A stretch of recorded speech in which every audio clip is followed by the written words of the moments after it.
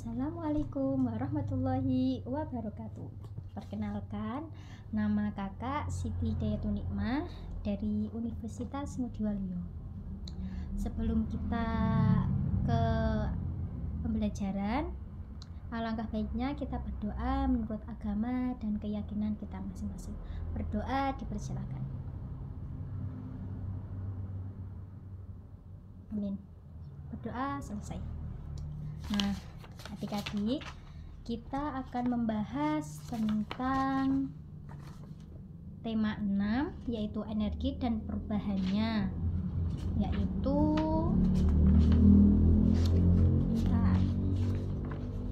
subtema 1, yaitu sumber energi. Nah, bisa dilihat ya adik-adik pada bukunya, halaman pertama. Lihat dan amatilah bumi yang kita tempati. Semua diciptakan Tuhan untuk kelangsungan hidup manusia. Di bumi,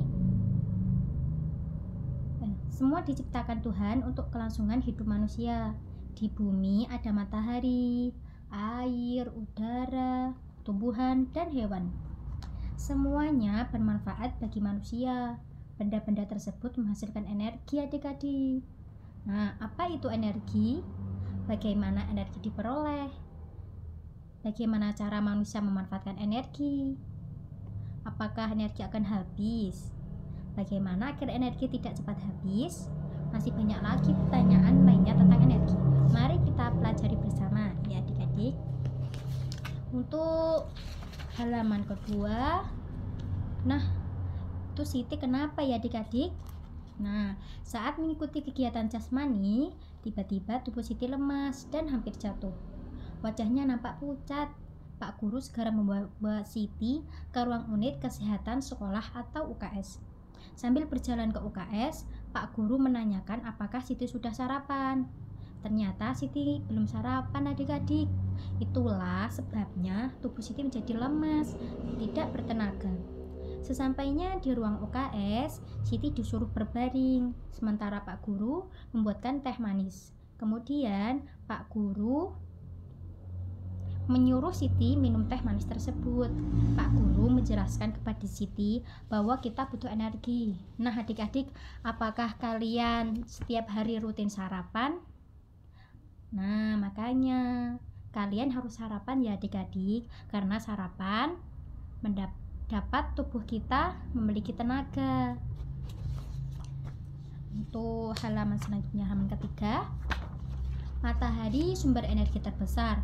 Semua benda yang menghasilkan energi disebut sumber energi. Tuhan menciptakan bermacam-macam sumber energi. Air dan udara adalah sumber energi. Tumbuhan dan hewan adalah sumber makanan. Makanan menghasilkan energi bagi tubuh. Jadi tumbuhan dan hewan juga sumber energi ya adik-adik. Sumber energi lainnya yang ada di bumi adalah matahari. Matahari menghasilkan energi cahaya dan panas. Cahaya dan panas matahari merupakan sumber kehidupan di bumi. Matahari adalah sumber energi terbesar di bumi.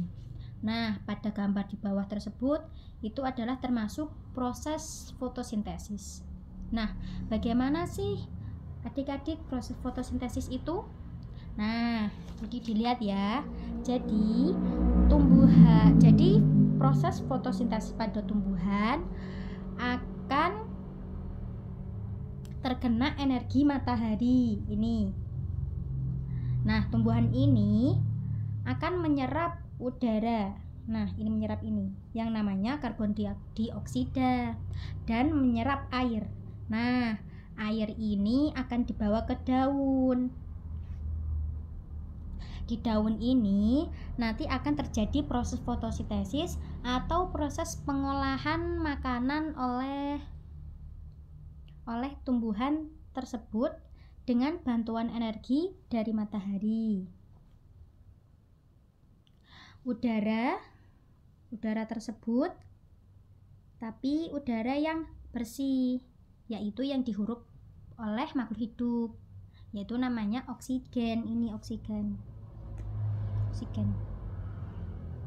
Selain itu juga menghasilkan makanan untuk tumbuhan itu sendiri dan cadangan makanan. Cadangan makanan itu bisa disimpan di dalam buah, di dalam akar seperti singkong, itu disimpan di dalam akar, wortel seperti itu. Lalu di batang dan di daun, sehingga manusia dan hewan bisa mengkonsumsi tumbuhan ini sebagai sumber makanan. Nah, itu tadi proses fotosintesis ya adik-adik secara singkat yang kakak Siti jelaskan. Oke, halaman selanjutnya. Tanpa matahari, tumbuhan tidak dapat melakukan fotosintesis. Dari proses fotosintesis dihasilkan makanan dan oksigen. Makanan dan oksigen sangat penting bagi kelangsungan hidup manusia dan makhluk hidup lainnya. Selain membantu proses fotosintesis, sinar matahari juga merupakan sumber energi listrik. Nah, sinar matahari bisa sebagai sumber energi listrik. Bisa adik-adik, yaitu melalui pembangkit listrik tenaga surya atau PLTS. Energi cahaya matahari diubah menjadi energi listrik. Salah satu PLTS terbesar di Indonesia terdapat di Kabupaten Karangsembali.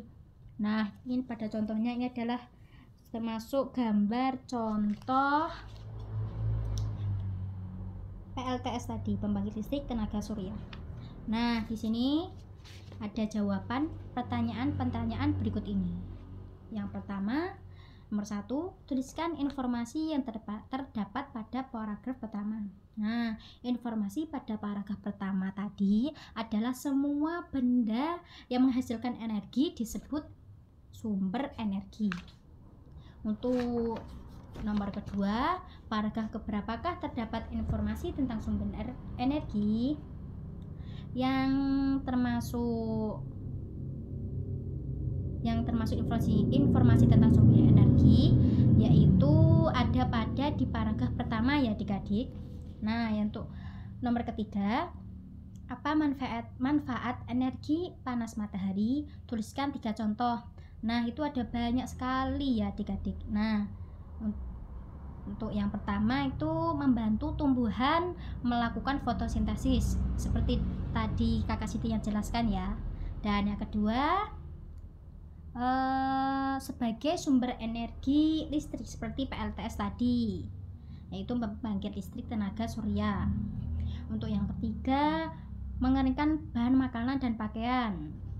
Ya, bisa seperti garam atau makanan lainnya. Untuk yang nomor keempat, apa yang dihasilkan dari proses fotosintesis? Yang dihasilkan dari proses fotosintesis adalah makanan dan oksigen. Untuk yang nomor kelima, mengapa matahari disebut sebagai sumber energi terbesar di dunia? Terbesar di bumi. Matahari disebut sebagai sumber energi terbesar di bumi karena menghasilkan cahaya dan panas matahari merupakan sumber kehidupan di bumi. Nah, ini ada halaman ke-6. Ayo bernyanyi. Matahari adalah sumber energi yang paling penting di bumi. Kita harus bersyukur atas karunia Tuhan. Karena adanya energi matahari, ungkapan syukur dapat ditunjukkan melalui sebuah syair lagu. Melalui lagu kita dapat mengungkapkan perasaan kita terhadap apa saja. Seperti lagu berikut ini yang mengungkapkan rasa sukacita dan syukur atas adanya matahari sebagai sumber energi. Nah, ini ada lagu Matahari yang diciptakan oleh Nur Hasanah. Nah, adik-adik nanti bisa dilihat di YouTube atau medsos lainnya ya. Nanti kakak lain hari bisa kakak liatin videonya. Untuk halaman ke-8. Nah, ini kenapa ya Siti? Oh, dia itu melakukan percobaan ya adik-adik. Nah, untuk membuktikan bahwa matahari adalah sumber energi panas, Siti melakukan percobaan. Adik-adik, Siti menyiapkan segumpal kapas dan sebuah kaca pembesar. Lalu Siti meletakkan kapas di atas sebuah wadah. Siti memegang kaca pembesar di atas kapas. Siti mengumpulkan sinar matahari ke kaca pembesar. Ini kan kaca pembesar.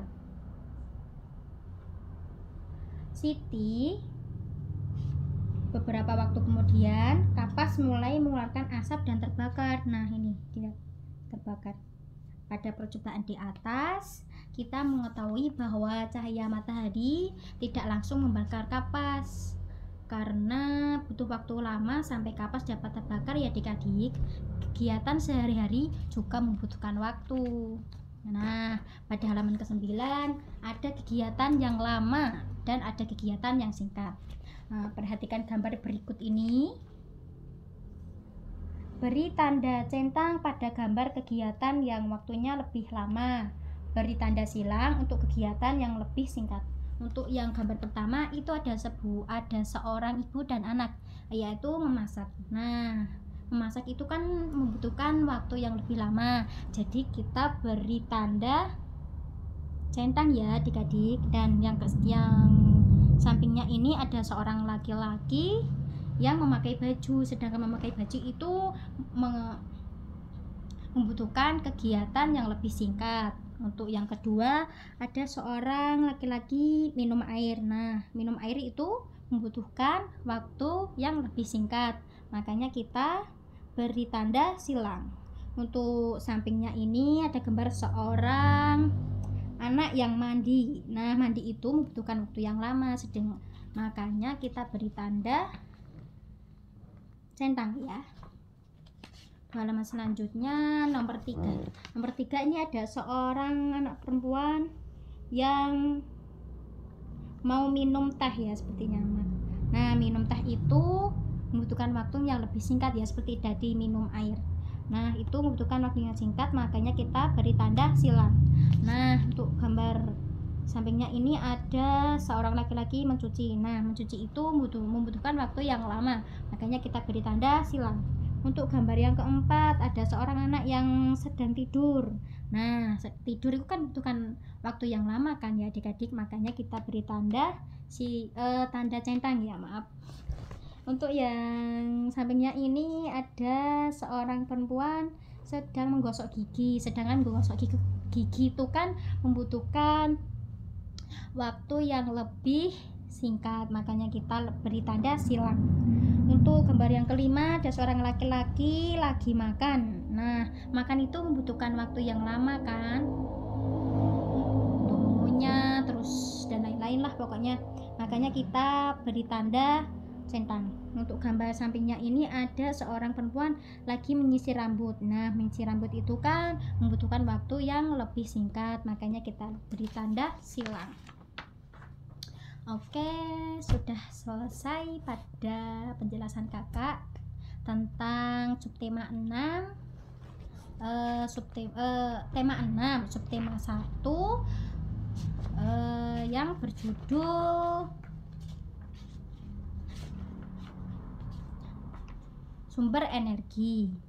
Nah, sekian dari penjelasan kakak. Maaf kalau ada kata atau kelakuan yang tidak berkenan di hati adik-adik.